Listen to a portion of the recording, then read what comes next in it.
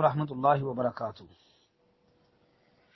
मुहतरम भाई ने अबू दाऊद की एक हदीस लिखी है, कहते हैं जी इसका तर्जमा भी बता दें और कहते हैं जी हदीस कैसी है, तहकीक कर दे, सही है, ज़ईफ है, मौजू है, क्या है।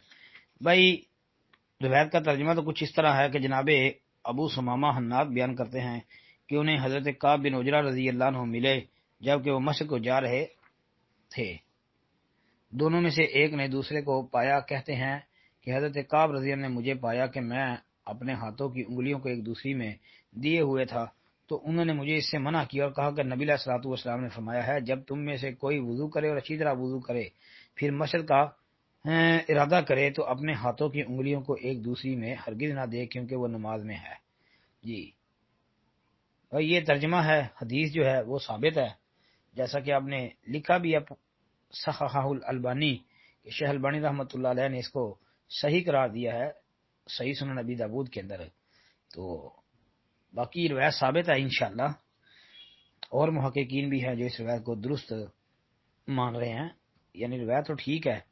बाकी ये अमल तशवीक वाला जो है ये हराम नहीं है, यानी ये मना जो है मना है तहरीमी नहीं है, मना तंजीही है जी।